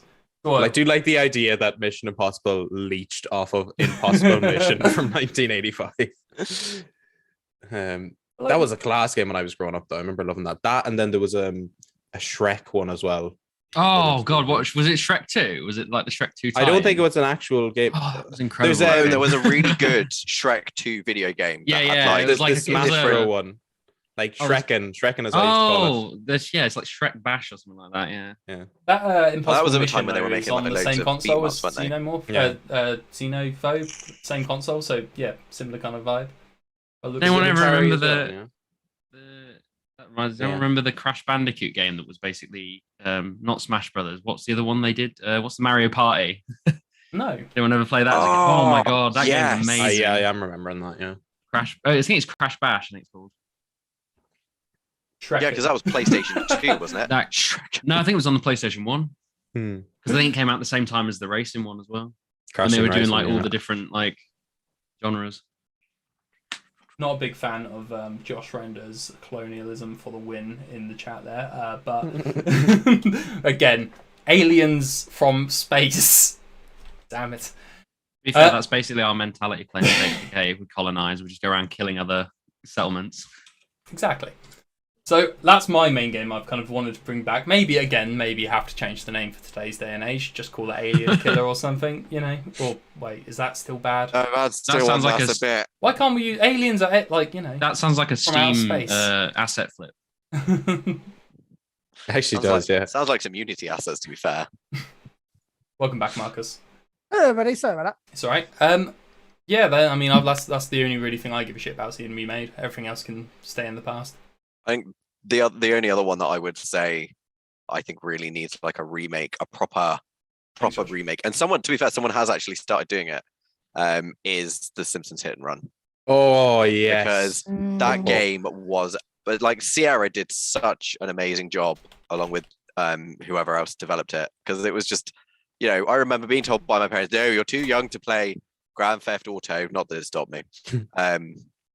But like then they were like, "Here's the Simpsons Hit and Run," and I was like, "Oh, this is actually more fun than Grand Theft Auto," because it was just absolute pandemonium. It had quite a good story as well, weirdly. Better Crazy Taxi as well, I think, as well. I think someone said Simpsons Hit and Run in the chat earlier in terms of. I think Xander said it in the chat. Yeah. There is a person who's made a mod or whatever for that game, or making. Someone's currently remaking it, kind of like using HD stuff in Unreal. One of the franchise, one of the franchises kind of linked to the game. I won't say the name of again because we don't need any more slander for the channel. Is Smash TV? Did anyone play Smash TV? Heard of it, but I've never played it. It rings a bell. So it's like it's kind of like a Running Man game show-esque premise. So you basically have to like top down shoot, people come in and shooting, and like random things come up.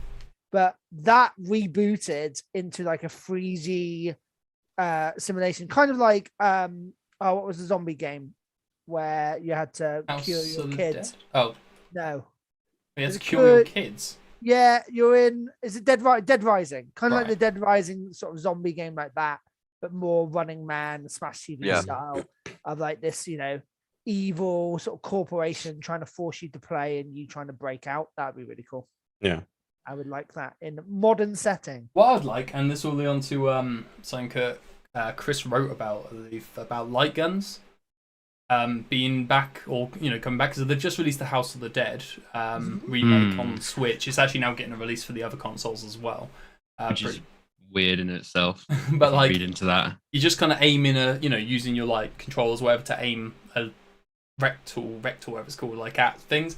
But yeah, no, having like, especially now I'm older and feel like it would be kind of cheap, and I'd love to have that feeling again of like, you know, the Time Crisis cocking back every time you fire kind of gun and have an aim at TV. But yeah, it's the technology was required for that needed to be CRT monitors or CRT TVs.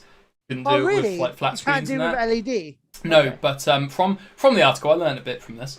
Like you had the PlayStation, all the Move, little yeah. dildos they had. Move, yeah. Yeah. Like Move technology. Yeah, the House of the Dead remake is going to use that with the PS4 version apparently. oh, that'd be cool. But yeah, like Every with Move VR and fanboy is stuff. coming out of their sarcophagus now as they come back to finally The play first a game, game with those. in years to have it. But the move thing has I watched a really interesting video recently.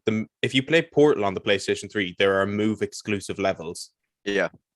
I was just like, what? What a waste! Putting it on the Move of all consoles. Wait, And this what, is back which is when that Portal? Do you say? Portal, yeah. And and this is in PlayStation 3 era, and it had Steam support. You could chat with your friends on Steam on PlayStation. It's like this is really ahead of its time, sort of stuff. Which is quite funny But considering. that's what Valve do, isn't it? They do something that's really ahead of its time, And then bugger off. and then just decide to say, "Well, we've done that. Let's bench that and move on." Or else they do something completely after its time, like the Steam Deck, and then really commit to it for some reason. Where's my Yeah. Steam Deck, Gabe? Is it still How not is it arrived? Poster as it was like shouting. In fairness, Marcus, he's hand delivering every one himself. So I mean, It does he'll appear get to be the case. Gabe and just no, levitates.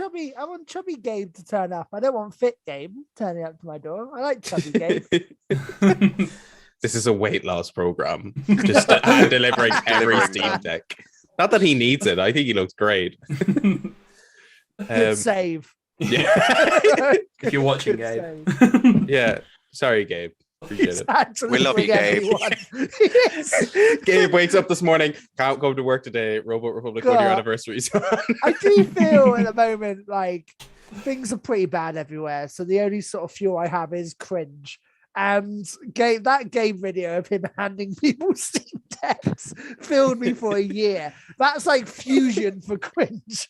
I could just watch that and always be empowered. I mean, if you ever want anything to kind of like, summarize how we all feel post like coming out of COVID and whatnot and kind of like adjusting to the new world order, the fact that watching Gabe hand out those Steam Decks filled so many of us with joy is just like so telling. Just picture opening your front door to Gabe. But they with a obviously know package. he's coming. Do they Like they though? haven't just because they have to get consent to take their video. But Like, like just get it afterwards. the best thing I love, there was one of them I saw, and I love the reactions of the people because he's just like, "Oh wow, wow," and he gets on the Steam Deck. "Oh, this is amazing. Oh, thank you." And he's like, "Oh, make sure you let us know and email me." I was like, "Yeah, I will. Thank you." Email. Yeah. In fairness, I did hear a very good.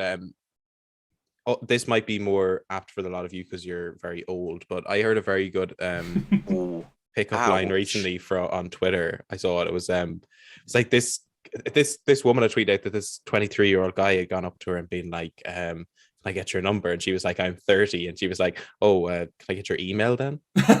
Yeah. That's how Gabe interacts. I think similar energy. Gabe energy. I feel very Okay. attacked right now.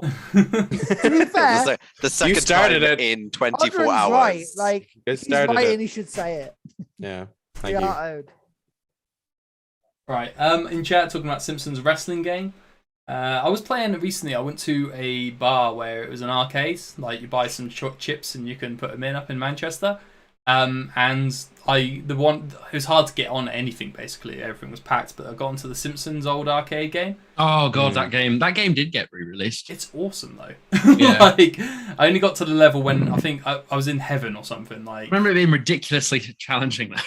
That's so it could bleed was your so money hard. though. Like, Yeah. it was designed to Yeah. make you put coins in. it wasn't too bad. I don't remember it being too bad. It gave me a load of lives for no reason. So yeah, well, it could have been the coins I put in, but no, like just dumped me with lives. So I was swimming in it, got quite far through before eventually just passing it on to someone else. But yeah, no, that game, I just want an arcade machine now, though, in my house with That's like very You get fair. like a simulator, right? You get an arcade machine where it has with a what Raspberry in. Pi or something, so it can like run multiple games. Yeah. So it's not just Tekken or Pac-Man. Like it can have them all. That'd be That is funny to me though, because you have this massive cabinet that has a very tiny Raspberry Pi, yeah. just like in the middle.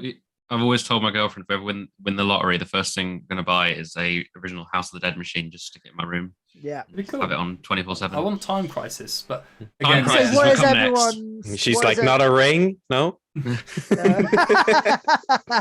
what is everyone's favorite light gun game going around, Callie? Oh. Time Crisis 2. I don't really. I tried playing like the Rambo one, and it just kicks my ass. And House of the Dead is too scary. And Point Break or Point Blank, whatever it's called, I had no idea what the fuck I was doing most of the time. So, what about yourself? Me. There was it Retro Cop? There was one where you basically Cop, yeah. maybe the one where you actually Virtual had to Cop, move. yeah. Like, yeah. There was one where like it tracked your body, Ah. and there was like pillars, and you had to like move yourself. Yeah, you actually had to dodge. duck down under cover to take cover. And the Alien one was amazing as well. Like with the assault, you had the assault gun. Oh, sick! And I need to look that up. That sounds awesome. I love Aliens. Area 51, also classic like game that I absolutely adored. Yeah, I think all of them. Honestly, I don't think there's a bad. This is where they could like bringing out a physical light gun. Like again, Chris's article over on www.robotrepublic or robot-republic.com. But like having like they've got so much old IP they could be bringing back here. Like just re-releasing this stuff, people would eat it up. Yeah, but my concern is they release it like the House of the Dead remake, which I was very excited for and have since not been. Is it not good? Yeah, it looks pretty bad. It looks like it's I'm still gonna get it. I'm gonna get it on PlayStation now probably, but yeah, pretty disappointed. It forced me to go and emulate the original, and the original is that. In response to your question, Marcus is probably my favorite. Like, House of the Dead. Yeah, it's pretty much like perfect. Cool. Like, House of the Dead one, or yeah, the first one. It's that perfect, like cheesy. It's incredibly cheesy, but it like kind of takes itself seriously, which I love. The music is incredible. Like, yeah, it's just why are we here? Yeah, like the hit feedback on the zombies is still some of the best as well. When you just get like a chunky headshot, and it's just like. And the game's really generous as well. Like it's probably one of the most generous light gun games ever made because the game will give you back health at every opportunity. Like as long as you play well, you'll get given health back. Like yeah, I feel very rare for a game to do more, that sort of right. We're here just to take your coin. Like that sloth battle is just ridiculous. I was gonna say the Bandersnatch. See, House of Dead 2 is my favorite light gun game. Like I have very fond memories of being like as well. Going to like a Haven holiday caravan camp during the half-term holidays when I was a kid, and like my parents would be like, and here's your money to go and use in like the slot machines, and I was like, fuck that, I'm gonna go shoot zombies even though I'm gonna have nightmares. But that Bandersnatch, there was something about being like a 10-year-old child wielding this gigantic beefy fucking shotgun and watching like these grown-ups looking at you like, why is a child playing this machine? And I'm like, it's not in the over 18s area, I'm allowed to play it. That was just brilliant. But that Bandersnatch fight was so fucking because you had to shoot its claws because it was like hanging on the thing. So it was like a giant sloth, wasn't it? Yeah, it was like it was basically like this giant sloth zombie thing. But in order to kill it, you had to shoot its claws. And as telling like a 10 to 12-year-old child that you have to shoot its hands, not its face, just did not compute with me at all. I was like, no, if I want to kill it, I have to shoot it in the face. And then it would just, it was awful. And then it chased you. The boss designs in that franchise are so good. They're on par with like Resident Evil. Like, in my eyes, like some of the bosses they come up with. Like, I mean, in that same game, you've got a giant plant monster, which is very Resident Evil. It was very. You've got an undead security guard who has a club made out of human skulls. Like, it's just great. And that's the first boss, isn't it? Because that's when you arrive. And he's like a security. He's like a security guard, but for some reason he's like 20, 30 feet tall and has a club made out of human skulls. Proper fucking Thailand. It's amazing. It's great. So and he's like stalking you as well. Chris, would that game, you say it was disappointing, and I know there is a review for it. I've not read on Game & Sandbox, but no, it's a review. That's a review for the original. I had to go back afterwards. Oh, okay. But I do intend to. But like, do you think the new one would be bad because of like how like if you had a light gun for it, would it be? So everything I've seen of it. So no, it gets a lot. So I haven't played it yet. So in fairness, and I do intend to play it still. I'm going to give it a fair shot. But everything I've seen of it, it gets so much wrong. It's not just that. Because I've played the original a lot recently. I'm trying to do runs on it where I'm trying to get like that no-hit run. So I'm trying to get quite good at it. So I'm training on it quite a lot. So I've kind of like picked on what I think makes it so great. It's the soundtrack for one in the new game is abysmal. Like it completely lacks the tone of the original. It's like they saw the original was cheesy and silly. And they were like, okay, well, let's actually do this intentionally. Let's go we're going to intentionally make it cheesy and silly. And I feel like whenever a game or movie does that, it just doesn't work. So the game, like they've made the dialogue, they got the same dialogue but with terrible voice acting, which is fine. That's fair enough. But the soundtrack's really bad. It's missing a lot of the excitement of the original. They even included the arrange mode where you get the like the advertisement you would get when you walk past the cabinet. They remade that, but it doesn't. It's missing that iconic music. Like it's just. And then the gunplay itself, the zombies just disappear into goo, and it looks really like cheap because they just ragdoll everywhere. Like it doesn't have those preset animations, which were really fun in the original. There's just a ton of things. They kind of made the remake to a picture of it rather than yeah. So the map is identical, which is fair play to them. They've recreated all the original routes. They've recreated the fact that the first level, especially, is incredibly expansive. There's loads of different pathways that can change on a dime, which is what's so great about the original. Like there's all these different areas that can change where you go, and the level feeds into itself. Like you can get hit by an enemy and knocked into another part of the level that you would have accessed a different way if you'd have saved a certain person. Yeah. Like they kept all of that, but yeah, it's the tone. It just feels like, I didn't get a good feeling watching it. I was like, that's a shame. Like, yeah, it was really just like because it sounds like if they had improved the music was just kept to the original. I think to be fair to them, I think the music might be a rights issue. Yeah. In fairness to them, but I think they should have. It doesn't seem like they tried very hard to recreate the original music, so it's just kind of like. Seen in the chat here, just with Josh saying, I stopped playing light gun games when I realised I couldn't team kill. What better way is to escape a zombie? So I'm now just picturing him playing 2-player light gun game and kicking Alex in the leg, like while he's next to him. Bring him down, take him, not me. I do hope this still means that they bring it back though, because the game seems to be selling well. So I at least hope it means there's going to be interest in the genre again. But they are remaking 2, so I'm dreading that as well. It's the same studio remaking. As you said with your article, we got VR now. It's a perfect sort of time for that kind of thing. But I would love just the physical Time Crisis pistol. There is an amazing VR video I watched where someone actually, it was like a program that recreates an arcade cabinet, and you use obviously the motion controls to pick up a light gun, and then it emulates Time Crisis on a machine. So you feel like you're actually stood in front of a machine playing crazy. Time Crisis or something like that. Pretty impressive. This has just reminded me as well. Like, did anyone have like the Point Blank games? Oh my god, Point Blank! Like, I'm on PlayStation still. I've got a light gun as well, somewhere. Because that was like the best thing about like what growing up and stuff. Like a PlayStation is that you'd get the light gun out, but then you'd need to work out how to kind of like plug it all in and everything else, because it wasn't just a plug straight into like the old PlayStation one thing. You had like a separate. You had to calibrate it as well. You had to guess every time. Sniper Elite with the light gun. No, but weird gimmick wise, I played SOCOM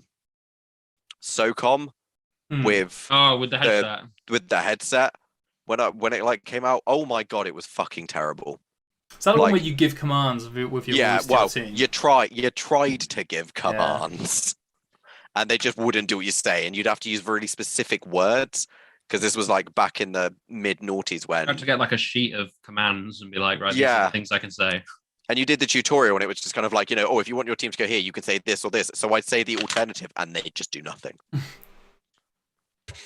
But I come from a legacy of BattleTech, so when it comes to dodgy hardware, like linked to software, BattleTech was where it was at. Like you had like the keyboard linked with the joystick, and then you had like a separate like missile launcher bay that you would flick up and hit. Yeah, it was bonkers. Wasn't there a franchise called Steel Battalion as well that had like a Kinect game that was similar as well, where you had like a piece of hardware you had to use? Yeah, I think one of the best hardwares is the it's not really hardware, it was just like the cosplay chainsaw you would put your Wii remote in for Resident Evil 4. Yes. Yeah. See, like the Wii was like the last proper really good light gun thing kind of experience we had. I found like the light gun experience on Wii was bad. Like the lag was always really bad on it. It wasn't great.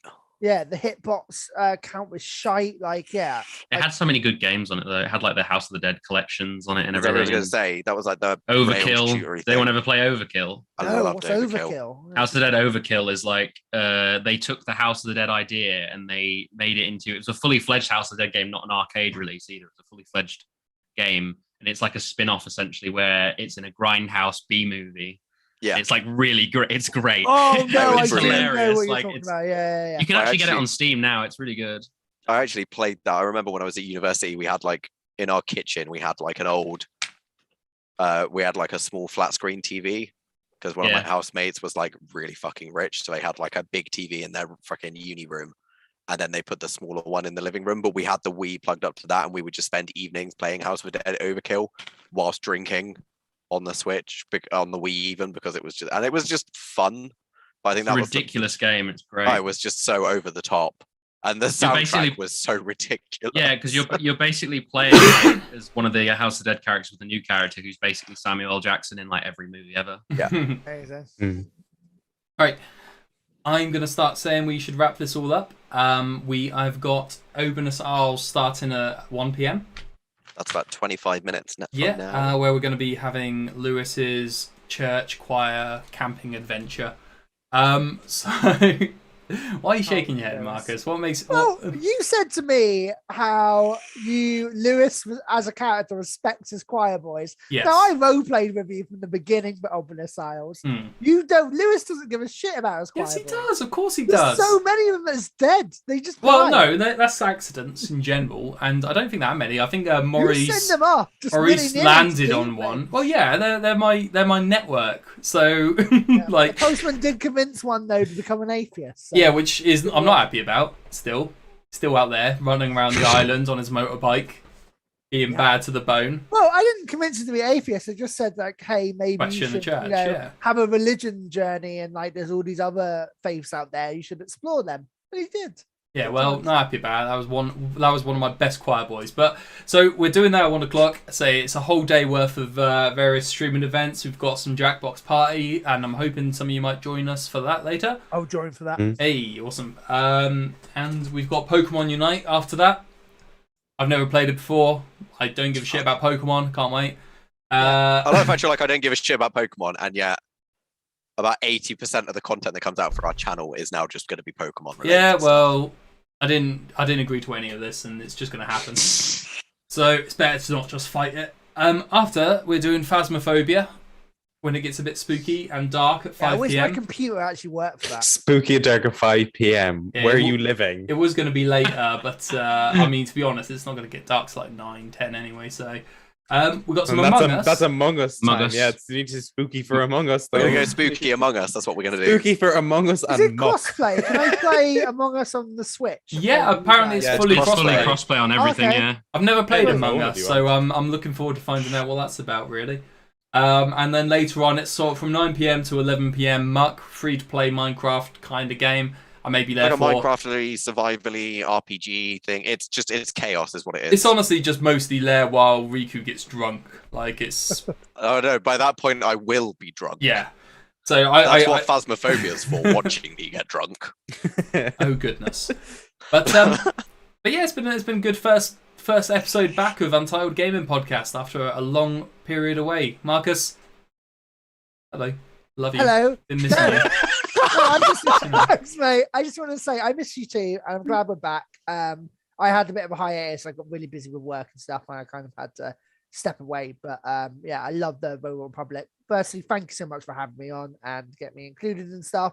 And congratulations on the year. It's amazing. And thank you for everyone that gives advice and sends in questions and stuff for the show and generally contributes to the channel. It's amazing. And yeah, thank you. That's me being sincere. Now it's done. Dick jokes again. I would smash Grimer. I would smash him to the ground. No, we've been through this. You can't pick if they evolve. You can't pick the bottom tier. It's not against. It's against. They can the still rule. be old enough. It's fine. Oh, that's fine then, because I'll get right in that muck. Oh. You are an absolute End it, disgrace, Callie, sir. please. Veto this. Thank you for End it joining us, now. Odrin. Thank you for joining us, Riku. We'll see Thanks, you all everyone. in about 15 minutes or 20 minutes for Obeinous Isles. Catch you later. Bye. Right. Absolute madness. Good times.